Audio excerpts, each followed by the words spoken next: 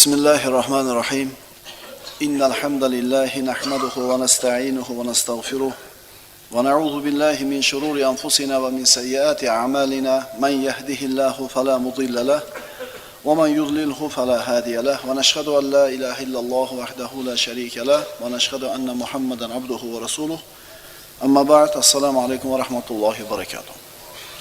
Allah subhanahu va taolo ushbu sayyidul ayyom kuni barchamizga barakotli qilgan bo'lsin, duolarimizni ijobat qilsin, gunohlarimizni mag'firat qilsin. Ali ibn Abi Talib karramallohu vajhahu hayotini o'qib o'rganayotgan edik. Bugun 12-dars. O'tgan darsimizda Jamal ma'rakasini nihoyasiga kelib darsimizni to'xtatgan edik. Kerakmidi shu narsalarni gapirishlik degan gaplar quloqimizga chalinib qolyapti, birodarlar. Ha, kerak edi. Bizni ra'yimizda kerak edi. Toki fitna qanchalar yomon narsa ekanligini tushunib olishimiz uchun, fitna sahobalarniki o'rtasida shunday bir ayanchli kunlarga sabab bo'ptimi? Keyin yashaydigan musulmonlar ibratlanib, fitnadan uzoq bo'lishni tushunishligi uchun bu darslarni o'rganishimiz kerak, birodarlar. Va har safar takrorlayapmiz. Bu darslarimizdan siz bilan biz biron bir sahobaga nisbatan qalbimizda sog'lik paydo bo'lib qolmasligi kerak. Biron sahobani sha'ni haqida nojo'ya gapni gapirishidan ehtiyot bo'lishimiz kerak. Natavallahum jami'an. Imom Azam o'zining Fiqhul Akbarida aytadi, sahobalarning hammasini do'st deb bilamiz o'zimizga.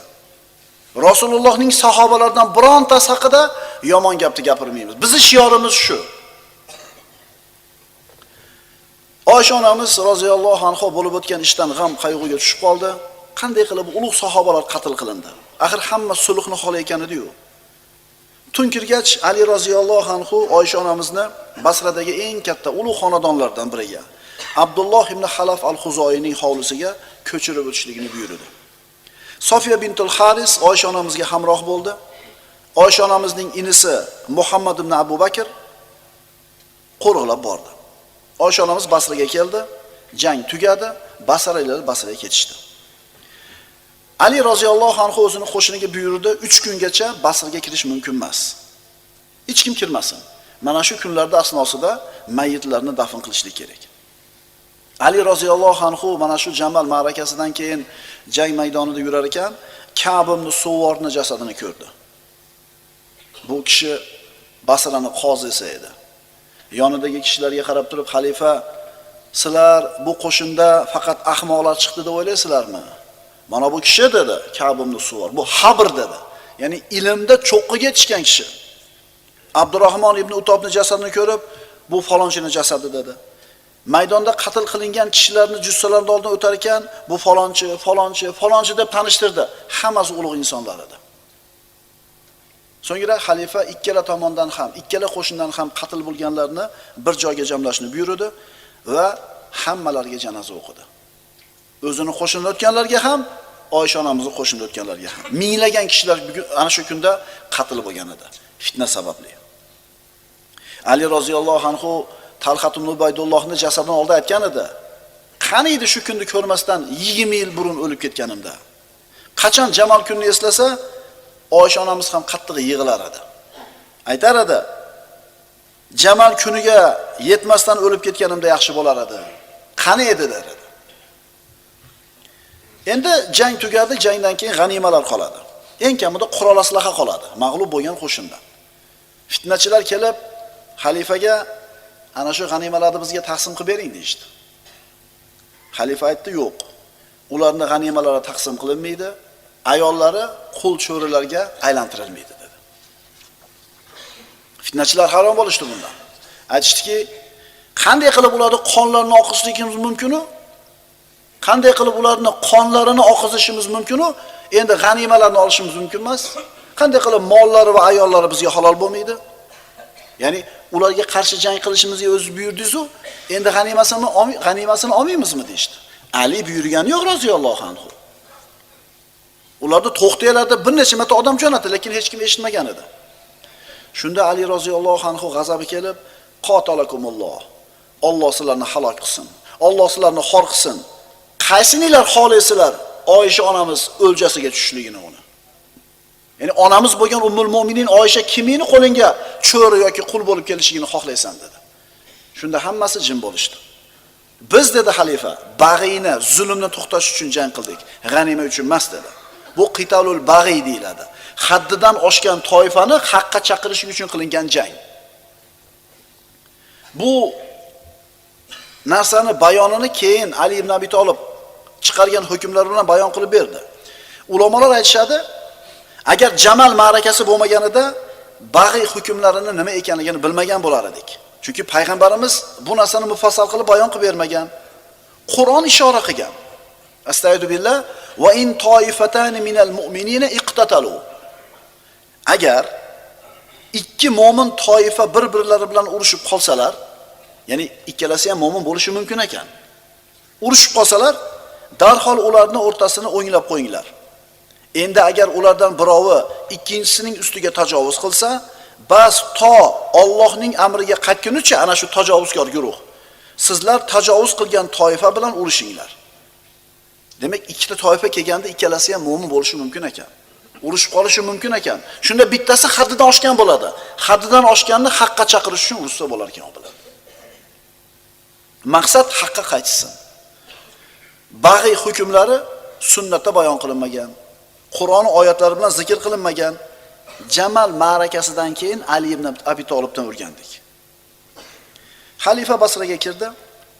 Basra ahlining hammasi xalifaga bay'at berdi. Hatto kecha Jamal ma'rakasida qatnashib jarohat olib yotgan askarlar ham Ali roziyallohu anhuni xalifaligini tan oldi, bay'at berdi. Ali roziyallohu anhu boshliq, qo'mondon. Mana endi odamlarning qalblarini birlashtirishligi kerak. Basraga kelib Baytul Molga kirganida 600 mingdan ko'proq mol bor edi, mablag' bor edi. Hammasini taqsim qilib berishlikni buyurdi odamlarga. So'ngra Basraga o'zi bilan birga kelgan Abdulloh ibn Abbos roziyallohu anhuni vali qilib tayinladi. Ziyod ibn Abu Sufyonni Muaviyaning inisi. Basrani xirojiga boshliq qildi. Ziyod ibn Abu Sufyon Ali roziyallohu anhuni qo'shinida edi. Muhammad ibn Abi Bakr Oysha onamizni inisi Ali roziyallohu anhuni qo'shinida edi. Demak, bu fitna masalasi edi. Xalifa Basraga dushanba kuni kirdi, masjidga kirib namoz o'qidi. Ikkala taraf ham uni ortida turib namoz o'qishdi. So'ngra Oysha onamiz turgan hovliga xalifa bordi. Abdulloh ibn Xalafning uyiga.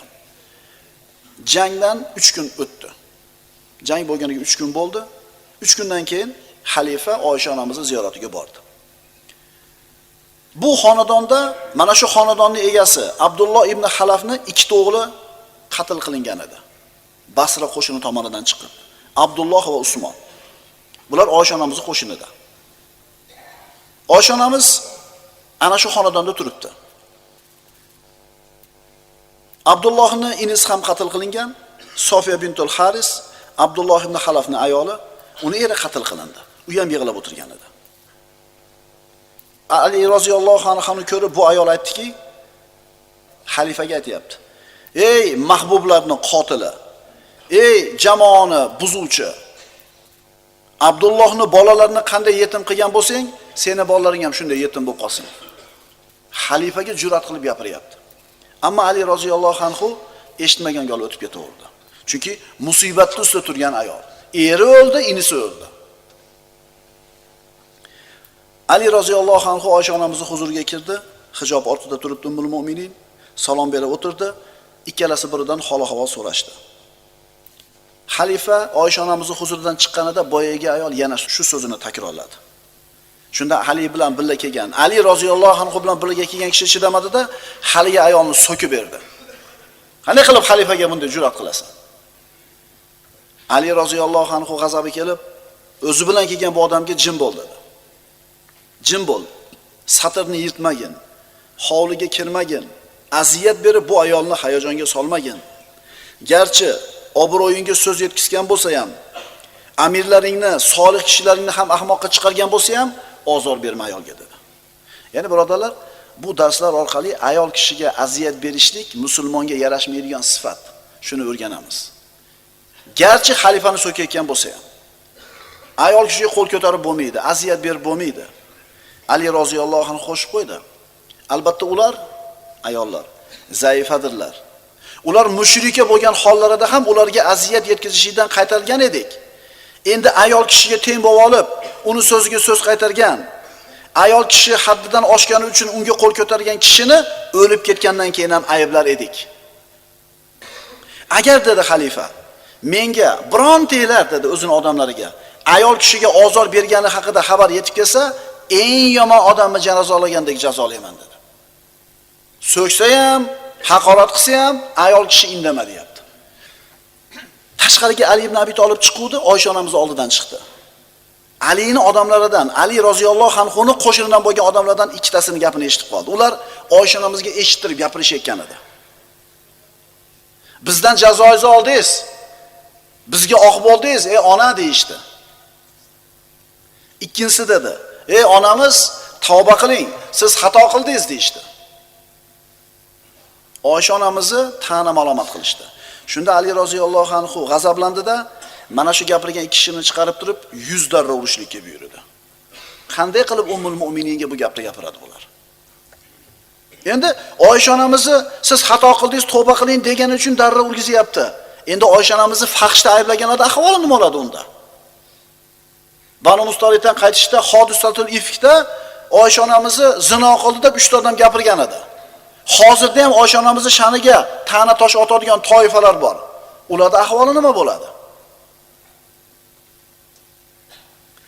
Ali roziyallohu anhuning Oysha onamizga bo'lgan muomalasi shunday edi. So'ngra Oysha onamiz Madinaga qaytib ketishlikka tayyorgarlik ko'rdi. Oysha onamiz bilan bir jamoa kishilar hamroh bo'lib yo'lga chiqishdi. Endi bu jamoatda qo'rg'ilab ketgan kishi Muhammad ibn Abi Bakr, Oysha onamizning inisi. Yana Oysha onamiz bilan hamroh bo'lib Basralik 40 ta bir ma'rufa bo'lgan ayollar ham yo'lga tushdi. Yana Ali roziyallohu anhu Oysha onamizga umrining oxirigacha birovga muhtoj bo'lmaydigan darajada katta mablag' berishlikni buyurdi. Bundan tashqari har oyda tirishligiga kerak bo'ladigan oylik maoshni ham tayinlashni amr qildi. Ana birodarlar, Ali roziyallohu anhuning Oysha onamizga bo'lgan muomalasi. Orada xilof bo'ldi. Bo'ldi sahobalar o'rtasida. Biz musulmonlar nimani o'rganishimiz kerak ko'rib olaylik. Xilof bo'ldi, lekin bir-biriga qilayotgan muomalasini ko'ring. Oysha onamiz Madinaga Basradan chiqib ketadigan kun kelganida Ali roziyallohu anhu Oysha onamiz oldiga keldi. Odamlar ham bor, Oysha onamiz hijob ortida, hamma eshitib turibdi. Oysha onamiz xayrlashib dedi, "Ey bolalarim" dedi, "birimiz ikkinchimizni itob malomat qilmasin. Men va Ali oramizda avvalda bo'lib o'tgan narsalar bir ayolni o'zini qarindoshlari bilan kechadigan narsasiga o'xshaydi. Ya'ni qarindoshlar o'rtasida bo'ladigan narsa bu mayda masala. Garchi oramizda mana shunday holatlar yuz bergan bo'lsa ham, albatta u odamlarning eng yaxshisi baribir" dedi. Kim? Ali roziyallohu. Mana bu Oysha onamizni Ali roziyallohu anhuga berayotgan ta'rifi. Ali roziyallohu anhu to'g'ri aytdingiz dedi. Yaxshi ish qildingiz. Men bilan sizni oramizda kechgan narsalar siz aytgandek bo'lgan dedi. Bu qarindoshlar o'rtasida bo'ladigan so'zlar dedi. Albatta u dedi payg'ambarimiz Oysha onamizni ishora qilib, Rasulullohning dunyoda ham oxiratda ham zavjasi dedi. Ya'ni jannatiy deyapti. Payg'ambarimiz dunyoda ham xotini bo'lgan, oxiratda ham xotini bo'lgan deyapti. O'rtasida shunday katta bir fitnalar bo'lgan bo'lsa ham. Oysha onamiz yo'lga tushdi. Bir necha kilometrgacha Ali roziyallohu anhu o'zi kuzatib bordi. So'ngra o'g'illari Hasan Husaynlarga bu karvon birinchi to'xtaydigan joyigacha tunashlik uchun kuzatib boringlar dedi. Ular kuzatib borishdi. 36-yilning Hijriy yilning Rajab oyining 1-shanba kunida Oysha onamiz Basrani tark qildi. Jamal ma'rakasi nihoyasiga yetdi. Mana endi Siffin ma'rakasiga keldik, birodarlar. Jamal ma'rakasidan biz bag'iy hukmini o'rgandik. Ya'ni bir musulmon toifa ikkinchisiga tajovuz qilsa, zulm qilsa, nima ish tutishlik kerak? Undan tushgan o'ljalarda hukmi nima bo'ladi? Ali roziyallohu anhu ta'lim berdi. Yana qaytarib aytamiz. Bu darslarni o'rganar ekanmiz, esimizdan chiqmasin. Biron bir sahobaga nisbatan qalbimiz sovib qolmasin. Biron sahobaning sha'niga noloyiq so'z gapirishlikdan ehtiyot bo'laylik. Chunki sahobalarning hammalari ulug' inson bo'lishgan. Hammasini yaxshi ko'ramiz. Kim habis bu yerda? Fitnachilar. Usmon ibn Affonning qotillari va ularga yordamchi bo'lganlar. Ali roziyallohu anhu Basradan tark qildi, Kufaga ketishni ixtiyor qildi. Shomni itoatga qaytarishlik kerak. Ikkita mintaqa itoat qilmayotdi, Basra bilan Shom. Endi Basra itoatga o'tdi, endi Shomda ish qoldi. Ali roziyallohu anhu qo'shi bilan Kufaga borish kerak. Qo'shinni dam oltirishlik kerak. Kuch to'plashlik kerak. Chunki Shom ishi Basraning ishida emas. Basrada birodarlar 15 ming, 20 ming qo'shinni gapirgan bo'lsak, Shomni 70 ming, 90 ming askari bor edi. Shuning uchun tayyorgarlik shunga yarasha bo'lishligi kerak edi.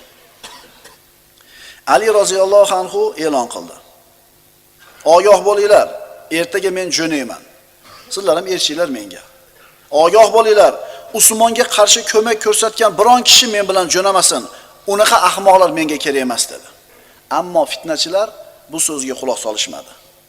Ali bilan birga ketaverishdi roziyallohu anhu. Siffin ma'rakasi. Ali roziyallohu anhu Kufaga 36-hijriy yilni Rajabni 12 kuni dushanba kirib keldi. Kufaga kirganda Oq qasrga kirib joylashing deydi. Ya'ni sultonlarni, amirlarni qasri. Ali ibn Abi Talib aytdi, "Yo'q" dedi. U qasrga Umar ibn Xattob kirishlikni xohlamagan edi. Men ham kirmayman dedi. Ali bilan Umar o'rtasida ham noto'g'ri ishlar bo'lgan, deydiganlar eshitib qo'ysin shu narsani. O'tib ketganidan keyin o'zi xalifa bo'lib turib, Umar ibn Xattobni tutgan yo'lini tutyapti birodarlar. Kufaning eng katta masjidida 2 rakat namoz o'qib, odamlarga xutba qildi, yaxshilikka buyurdi ularni, yomonlikdan qaytardi, Kufa ahlini maqtadi. Mana endi Basra ishi tugadi, Shom ishi turibdi. Urushdan avvalgi yuborilgan elchi. Ali roziyallohu anhu Shomga Jarir ibn Abdulloh al-Bujlini yubordi. Jarir ibn Abdulloh haqida ikki og'iz gapirishimiz kerak. Payg'ambarimiz sollallohu alayhi vasallam kunlarning birida minbarda turib xutba qilib turganlarida aytdilarki, hozir sizlarning oldinglarga mana bu eshikdan Yaman ahlining eng yaxshi kishisi kirib keladi dedi. Dedi to'xtab turdi. Shu paytda Jarir ibn Abdulloh al-Bujli kirdi. Tasavvur qiling, kiruvda hamma qarab turibdi. Rasululloh minbarda turibdi, indamay turibdi. Hayron bo'ldi. U yoqqa yursa hamma u yoqqa qarayapti, bu yoqqa yursa bu yoqqa qarayapti. Borib o'tirib oldi ham hammaning ko'zi haligi odamda. Rasululloh jim turibdi. Shunda noqulay ahvolga tushib, Rasululloh men haqimda bir narsa deganmidi deb turib, so'radi yonidagidan.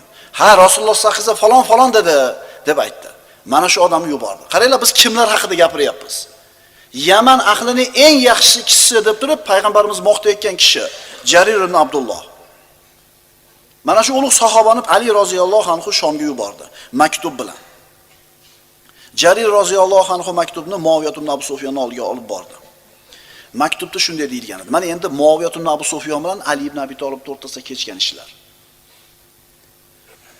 Xalifa Ali roziyallohu anhuni Muaviyat ibn Abu Sufyonga yozgan maktubida shunday deyilgan edi. Albatta menga Abu Bakr, Umar va Usmon roziyallohu anhum ajmain. Ularga bayat bergan kishilar bayat berishdi. Musulmonlar ularga qanday bayat berishgan bo'lsa, menga ham shunday bayat berishdi. Bunga guvoh bo'lgan kishining ixtiyori yo'q, g'oyibni esa uni rad qilishlikka haqqi yo'q. Albatta shura muhojir va ansorlarning haqqidir, maslahatlashishlik. Agar ular bir kishiga kelishib, uni imom deb atasalar, u narsa Alloh taolo uchun rizo bo'ladi. Agar kimdir ularning amridan tashqariga chiqsa, ta'na qilib bid'at deb, ular musulmonlar, muhojir ansorlar undan chiqqan narsaga uni qaytaradilar. Ya'ni kim bularning itoatidan chiqsa, itoatga qaytarib kelib qo'yishadi. Agar bosh tortsa, musulmonlarning yo'lidan boshqa yo'lga ergashgani uchun u bilan urushadilar. Ya'ni ey Muaviya, nimaga menga bayat bermayapsan? Avvalgi 3 ta xalifaga qanday bayat berilgan bo'lsa, avvalgi 3 ta xalifaga kimlar bayat bergan bo'lsa, xuddi shunday bo'ldi menga ham. Nimaga itoatsizlik qilasan? Madinaliklar, ansor, muhojirlar itoat qildimi, xalifa deb sayladimi, sen ham bo'yin sunishing kerak. Nima, har bitta viloyatga borib bittadan bayat olinadimi? Yo'q. Madina ahli qabul qildimi xalifani, qolgan musulmonlar ergashishligi kerak. Hozirgi masala kim xalifa bo'lishi emas. Bunda ixtilof yo'q. Xalifa bitta. Bu yerda itoat yo'q. Jarir roziyallohu anhu Shomga borib maktubni Muaviyaga topshirdi. Endi Muaviya ibn Abu Sufyonni ko'ringlar nima qildi. Bu kishining ham oldida ulug' sahobalar bor. Hammasini to'pladi. Qo'mondonlar, boshliqlar, Shomning ayonlari. Xalifadan kelgan maktubni o'qib berdi, ulardan maslahat so'radi. Ularning hammasini ra'yi bitta edi. To Usmonni qotillarini Ali qatl qilmagunicha yoki ularni bizga topshirmagunicha biz bay'at bermaymiz. Bir ittifoq. Ya'ni qarang, bularning hech qaysi Alini xalifaligini inkor qilayotgani yo'q. Birontasi Muaviyani xalifa deyotgani yo'q. To Ali roziyallohu anhu vafot etib 6 oy o'tgandan keyin Hasan ibn Ali o'zining ixtiyori bilan xalifalikni topshirgandan keyin Muaviya ibn Abu Sufyon Amirul Mu'minin deyildi. Ali roziyallohu anhuning ra'yiga ko'ra ishlar tinchsin, muhokamaga yo'l ochilsin, adolatli hukm chiqarilsin, keyin jazolaymiz. Shomliklarning fikri esa yo'q. Avval jazolaysan ularni, keyin senga bay'at beramiz. Madina, Basra, Kufa, Yaman, Misr, Bahrayn, Yamoma bularning hammasi Ali ibn Abi Talibga bay'at berdi. Faqat Shom itoatsizlik qilyapti. Xalifa Shom ahlini shunga chaqiryapti. Endi biz hozir bu voqealar sodir bo'lgandan keyin bilamiz, islomiy fiqhni o'rganib, tahlillarni ko'rib, muhokama qilib, o'zi Ali ibn Abi Talibning gapiga kirish kerak edi. Keyin fitnachilarni bittadan qatl qilib jazolasa bo'lar edi deb aytaveramiz. Ammo bular mana shu o't ichida turgan. Shom ahlini bunday o'jarligini ko'rgandan keyin Ali roziyallohu anhu Shomni kuch bilan bo'ysundirish kerak ekan degan qarorga keldi. Ya'ni bir to'p odam o'zini fikriga tayanib olib turib, davlatni bo'lishligiga yo'l qo'yib bo'lmas edi. Bu Ali ibn Abi Talibning ra'yi edi. Ali roziyallohu anhu Uqba ibn Omirni Kufaga vali qildi. O'zi shahardan chiqdi tashqariga. Naxila deb nomlanadigan yerga qo'shinni to'xtatdi. Bu mintaqa Shomga olib boradigan yo'lni Iroqqa eng yaqin joyi edi. Endi to'xtaganligining sababi qo'shindan kimdir kech qoladi yoki boshqa odamlar kelib qo'shilishi mumkin. Shu yerda quvvat yana ko'paysin. Xalifaga ayrim kishilar maslahat berishdi. Qo'shinga bironta odamni boshliq qilib chiqaringda, o'zingiz Kufada qoling deydi. Lekin xalifa ko'nmadi bunga. Bu raisiy ma'rakalardan, asosiy ma'rakalardan o'zim bo'lishim kerak. Mana endi qo'shin Shomga qarab Iroqdan jildi. Buni xabari Shomga yetib borganda Muaviya ibn Abu Sufyon qo'shinni to'pladi. U kishi ham chiqdi. Ali roziyallohu anhuning qo'shini jilgandan keyin jildi. Xuddi Aliga maslahat berilgandek, qo'shin chiqaring, o'zingiz qoling Shomda. Lekin Muaviya ibn Abu Sufyon aytdi, Ali chiqdimi? Demak, men ham chiqaman. Shomliklar Furotning Siffin tarafida kelib to'xtashdi, shu yerga chodir tikishdi.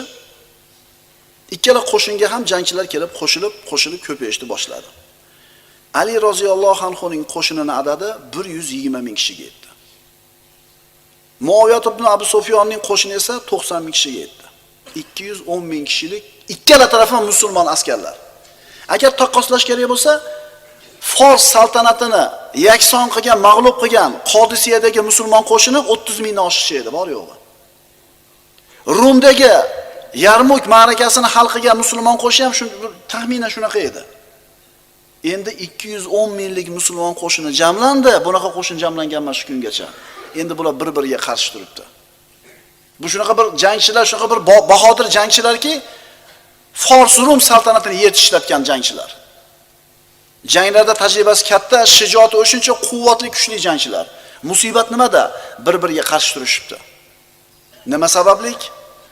Fitna sabablik. Ma'rakalarda katta tajribasi bor va jang qilishda mohir bo'lgan Astar an-Nuhayni Ali roziyallohu anhu qo'shinning muqaddamasiga qo'ydi. Unga buyurdi, sen hujum qilma.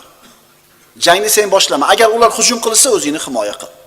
Endi 120 ming kishilik qo'shinni jilishi sekin bo'ladi. Astar Nuhiy boshqalardan ko'ra o'zib oldi, o'tib ketdi. Astar Shomliklarning yoniga yetib keldi. Xalifaning amriga xilof ish tutmadi. Bordi keldi, davom etib turibdi hali ham ikkala qo'shinning o'rtasida. Ammo shomliklar ra'yida turib olishdi. Ali ibn Abi Talib ham yetib keldi bu yerga asosiy qo'shin bilan. Qo'shinni tartibga keltirdi, odam yubormadi lekin.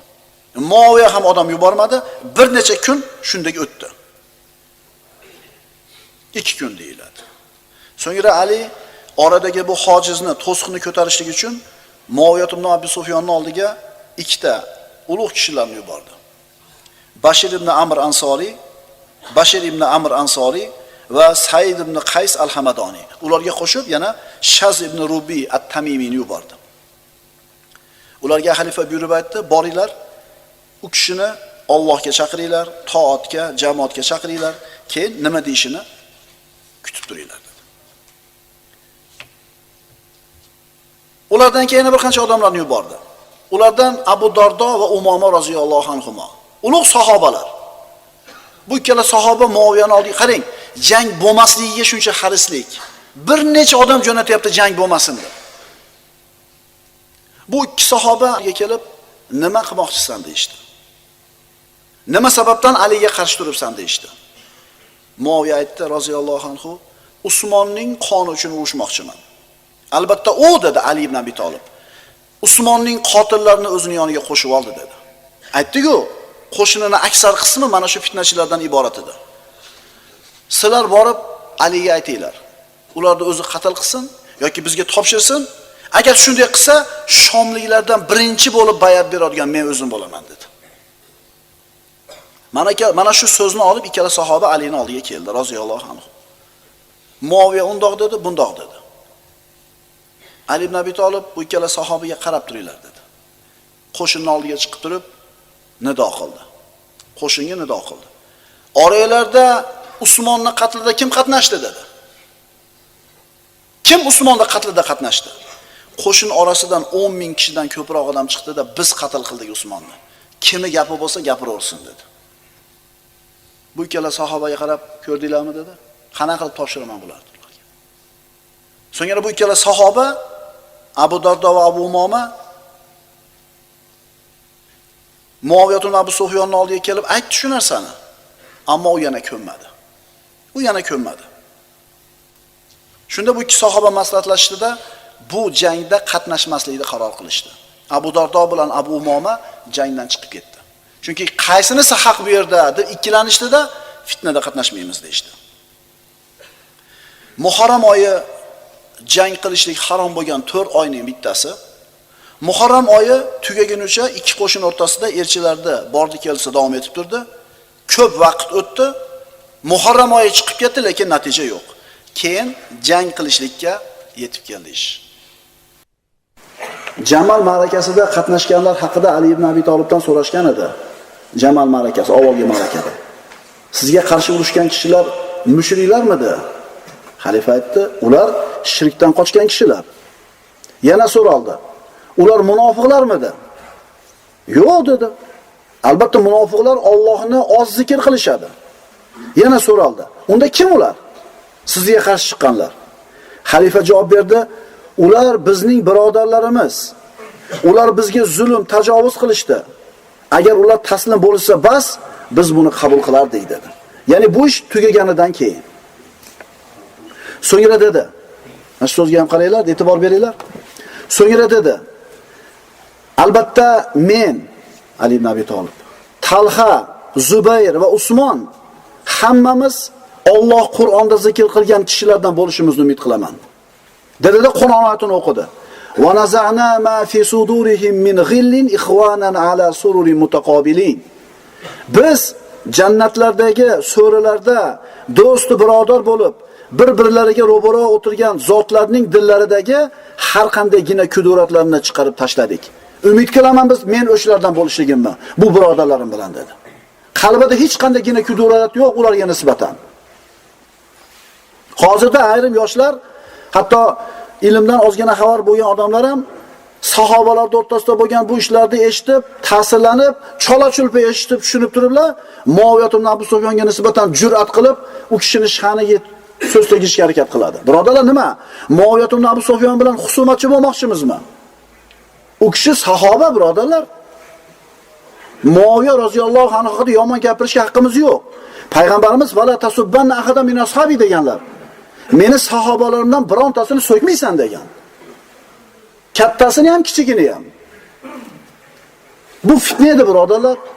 Alloh bizni saqladi. Endi tilimizni tiyaylik. Ular faqat yaxshilikni gapiramiz. Bo'lmasa jim turamiz. Imom Azam rahmatullohi alayh Fiqhul Akbarda aytadi: "Natawallahum jami'an va la nadhkuru ahadan min ashabi Rasulillah illa bi khayr." Biz e'tiqodimiz shunaqa sahobalar haqida. Sahobalarni barchalarini yaxshi ko'ramiz. Barchalarini.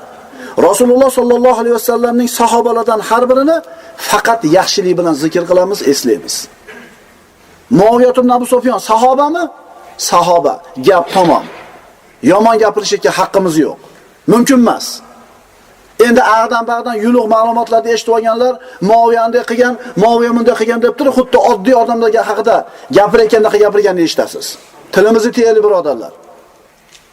Tilka ummatun qad xolat. Bu o'tib ketgan kishilar. Qilgan ishlariga o'zlari javobgar bo'ladi, ularning qilgan ishiga biz javobgar bo'lmaymiz, birodarlar. Kelishdiga asosiy aytmoqchi bo'layotgan narsam, biron sahobaga nisbatan sovib qolmasin qalbimiz. Allohdan taqvo qilaylik, Allohdan qo'rqaylik.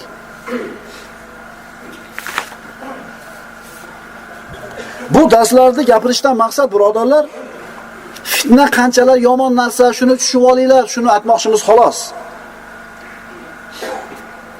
Mana endi Ali roziyallohu anhuning oldida jang qilishlikdan boshqa yo'l qolmadi. Shom ahlining o'jarligi xalifani mana shu jangni qilishlikka majbur qildi. Va endi Muaviya ibn Abu Sufyonning fikrichi, bu yakka o'zining fikri emas edi. Butun shomliklarning fikri edi. Shuning uchun Muaviya ibn Abu Sufyonni ayblashga haqqimiz yo'q. Endi Ali roziyallohu anhuning maqsadi ularni qirib, yanchib tashlash emas, haqqa qaytarish.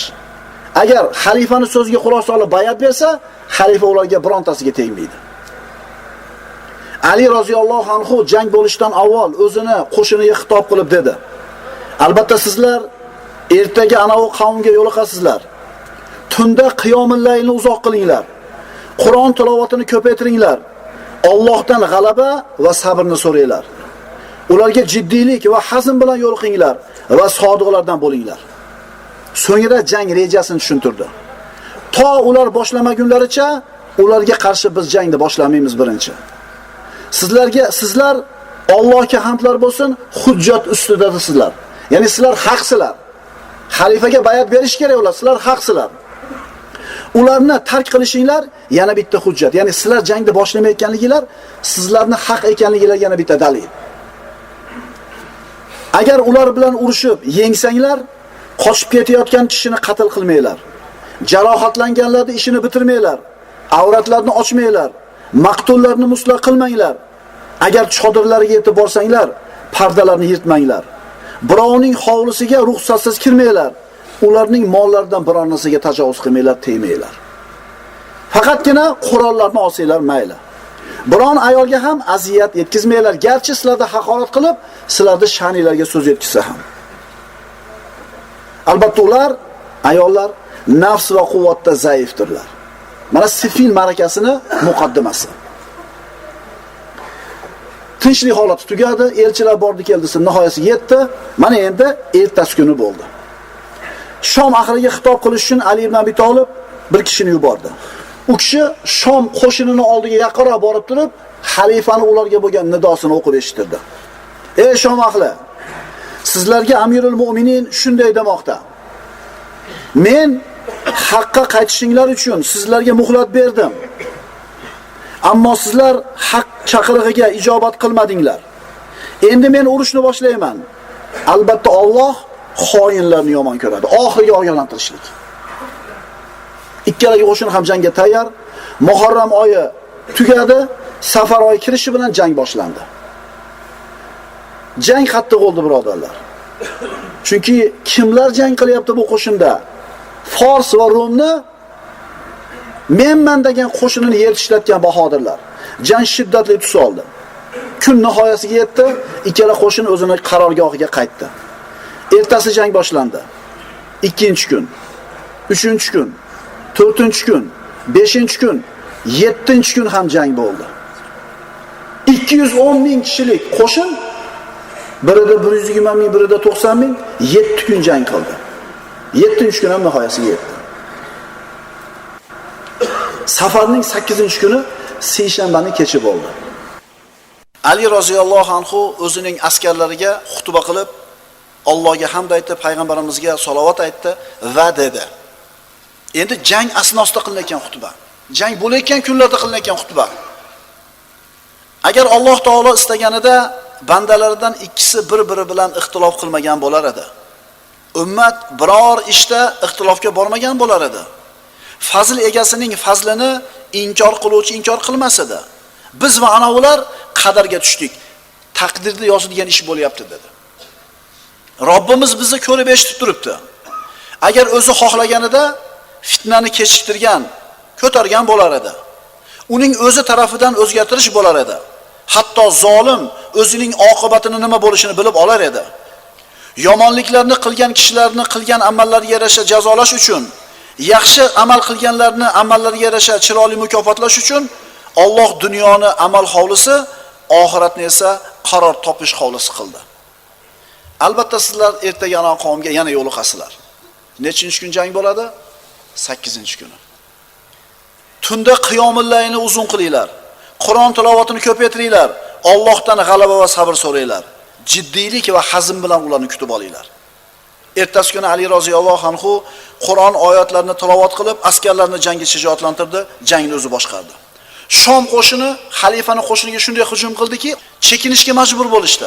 Hatto Ali roziyallohu anhuga kamon otib yetkazishlik darajasiga yaqin kelishdi. So'ngra xalifani qo'shini shijoat ko'rsatdi, ularning orqasiga qaytardi. Endi Ali roziyallohu anhu qo'shini Muaviyaga yetib olishiga sal qoldi. Ashtar Ali ibn Abi Talibning qo'mondoni qo'shinni shijoatlantirib hujumga undadi. Qattiq hujumga zo'r berishdi, raqib qo'shinni surib tashlashdi. Hatto Ali Muaviya ibn Abu Sufyonga yetishga yaqin bo'lishdi. Jang shiddatli tus oldi, maqtullarning soni ko'paydi. Mana shu paytda 8-kuni hech kim kutmagan ish bo'ldi va hech kim xohlamagan edi bu ishni bo'lishligini. Ammor ibn Yosir roziyallohu anhu. U kishi Ali ibn Abi Talibning qo'shini ichida edi. 90 dan o'tib qolgan edi yoshi. Bu kishining qancha kuchi bo'lar edi? Qilichini ko'tarib kimga hujum qilsa, haligi hujum qilingan odam qochib ketaverardi. 90 ga kirgan odam. Kim bilan borib urushaman desa, orqasini qilib qochib ketaverardi. Nimaga? Payg'ambarimiz sollallohu alayhi vasallam Madina Munavvaraga hijrat qilib kelganlarida birinchi qilgan ishlaridan Masjidun Nabaviyni qurganlar. Masjid qurilayotganda Abu Said al-Khudri roziyallohu anhu rivoyat qiladi. Hamma bittadan g'ish ko'tarsa, Ammor ibn Yosir ikkitadan g'ish ko'tarar edi. Bilasizlar, Ammor ibn Yosirning ota-onasi islomda birinchi shahid qilingan kishilar. Yosir bilan Sumayya. Ota-onasi o'lib ketdi, Madinaga hijrat qilib keldi, ikkitadan g'ish tashiyapti. Abu Said al-Khudri aytadi, Masjidun Nabaviy qurilishida biz bittadan g'ish ko'tarib tashir edik, Ammor esa ikkitadan g'ish ko'tarib tashir edi. Nabiy sallallohu alayhi vasallam o'tib qolib, uni yonidan boshidagi changni qoqib, "Voy Ammor, taqtuluhul fiyatul baghiya." Bechora Ammor, uni haddidan oshgan toifalar qatl qilishadi degan edi. Ikkala qo'shindagilar musulmon, ikkala qo'shindagilar bu hadisni biladi. Ammor ibn Yosirni o'ldirgan tomon nohaq ekanligi, haddidan oshganligini yaxshi biladi. Shuning uchun hech kim bu 90 ga kirgan oqsoqolni oldida turishni xohlamaydi. Chunki bugun o'lmasa shu kishi, demak bu tomon bog'iy bo'lmaydi, ammo o'ldirilsa bog'iy bo'lib qoladi. O'shuning uchun hech kim bu 90 ga kirgan cholda oldida turishni xohlamayapti. Hijratdan birodalar 36-37 yil o'tdi. Bu bashorat aytilganiga 36-37 yil bo'ldi. Hamma biladi bu narsani. 8-kunda Ammor roziyallohu anhu jang maydonida turib menga stop kelinglar dedi. Albatta Rasululloh menga seni dunyodan ichadigan oxirgi sharbating sut bo'ladi. Sen uni o'ldiriladigan kuningda ichasan degan edi dedi. Stop kelishdi. Ammor ibn Yosir bu sutni ichdi. Mana shu hadisga odamlarni guvoh bo'lishini xohlagan edi va kular edi. So'ngra turib Yana bitta kishiga hujum qiluvdi, orqasini qilib qochib ketdi. Yana bittasiga hujum qildi, u ham qochib ketdi. So'ngra Usmon ibn Affonni qatlida qatnashgan ikki kishi, Ibnul Javi as-Sukuki va Abu G'odiy al-Fazori Ammorga hujum qilib uni qatl qilishdi. Ammor ibn Yosirning qatl qilinganligi xabari jang maydonida tarqaldi. Muoviyat ibn Abu Sufyonning qo'shini hammasi qurolini tashladi yerga. Demak, biz ekanmiz haddidan oshgan toifa. Demak, biz nohaq ekanmiz. Qurolni zudlik bilan tashlashdi yerga. Shu bilan Siffin ma'rakasi to'xtadi. Ali ibn Abi Talib bundan xabar topdi-da, qo'shiniga buyurdi. Zudlik bilan to'xtatinglar urushdi. Chunki hech kim o'ldirmasin. Shom qo'shinini yakson qilib tashlashga imkon bo'ldi. Va bu maslahatni berganlar ham bo'ldi xalifaga, lekin Ali bunday qilmadi. Qurolni tushirsin, qo'shin orqaga qaytsin dedi. Tushunishdi bular qilgan xatosini. Maqsad qilib tashlashmas edi, maqsad haqqa chaqirish edi. Ali ibn Abi Talibning so'zi qat'iy bo'ldi. Jang to'xtadi, chunki ikkala qo'shindagilar ham musulmon, hammalari boyaga aytilgan hadisdan xabari bor, Rasululloh yolg'on gapirmaydi.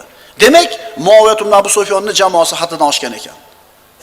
Bu xabar Muoviyat ibn Abu Sufyonga ham, u kishining yonida turganlarga ham katta musibat bo'ldi. Hech kim jang qilishni xohlamaydi. Shuning uchun birodarlar, Muoviyat ibn Abu Sufyon tomonida turganlarga musibat bo'ldi. Biz haddimizdan oshgan ekanmiz deyapti. O'sha hadda oshganlar qatorida bo'lib qolmadik biz. Qilichimizni Alloh qatnashtirmadi u fitnada. Shuning uchun tilimizni tiyaylik. Ali roziyallohu anhu qo'shinga chekinishga buyurdi, kutib turish kerak. Muoviyat ibn Abu Sufyon roziyallohu anhu chodirida o'tiribdi, yonida Abdulloh ibn Amr ibn al-Os. Ikkala ulug' sahoba. Ikkalasi o'tiruvdi, musibatni eshitib. Boyagi ikkita kishi fitnachi, Ammorda qatl qilganlar. So'yinchilik xabarni ko'tarib kelishdi o'zlaricha. Ammor ibn Yosirni qatl qilganligini xabarini yetkazmoqchi bo'lib xalifaning oldiga kelishdi. To'lashib ketishdi. Men o'ldirdim. Yo'q, sen emas, men o'ldirdim. Men uni ishini bitirdim. Bir-biriga maqtanayotganida Abdulloh ibn Amr yig'ladi-da, "Ey" dedi. "Senlar" dedi. "Senlar men o'ldirmadim, sen o'ldirding" deb bir-biringni malomat qilishing kerak. Bir-biringni malomat qilishing kerak. Chunki men Rasulullohni "Voyha Ammor, taqtuluhul fi'atu bog'iya" degan eshitganman. Uni haddidan oshgan toifalar qatl qiladi degan dedi. Men Rasulullohning Quraysh haqida shunday deganini eshitganman. Ularni Ammor bilan nima ishi bor? Qurayshliklarni. Ammor ularni jannatga chaqirmoqda, ular esa uni jahannamga chaqirmoqdalar. Uning qotili jahannamdadir degan Rasululloh. Shu narsani aytib to'lashyapsan senlar dedi. Senlar tavba qilishing kerak dedi. Jang to'xtadi. Muoviyat ibn Abu Sufyonning qo'shini biz ana shu haddidan oshgan toifa ekanmiz deb tushunishdi va shu bilan jang nihoyasiga yetdi. Ulamolar aytadi, Muoviyat ibn Abu Sufyon jang bo'lishini xohlamagan edi. Urushni bo'lmasligi juda haris edi. Aytdik, Iroqdan Ali roziyallohu anhu qo'shini bilan jilgandan keyin Shomdan jilgan edi Muoviyat ibn Abu Sufyon qo'shini bilan. Usmon roziyallohu anhu qatl qilingan kundan boshlab dedi ulamolar, qaysi musulmonlarning qo'li bilan qatl qilingan bo'lsa, bas uning gunohi Usmonning qotillarining zimmasida bo'ladi. Chunki ular fitna eshigini ochganlar. Chunki fitnani o'tini o'chmasligiga harakat qilganlar ham shular. Musulmonlarni birini ikkinchisiga nisbatan gijlaganlar ham shular. Shuning uchun Usmon roziyallohu anhuning qotillari bo'lganidek, fitnalarda qatl qilingan musulmonlarning ham qotillari ular. Mana shu fitnali ma'rakalarda birodarlar, Talhat ibn Ubaydulloh, Zubayr ibn al-Avvom, Ammor ibn Yosirlar bor edi. To Ali ibn Abi Talibning qatli bilan fitna tamomiga yetgunga qadar kim qatl qilingan bo'lsa, hammasini qoni fitnachilarning zimmasida bo'ladi. Sahobalar haqida birontasi haqida nojo'ya gapirishdan ehtiyot bo'laylik. Aqulu qawli hada va astagfirulloh li va lakum. Assalomu alaykum va rahmatullohi va barakatuh.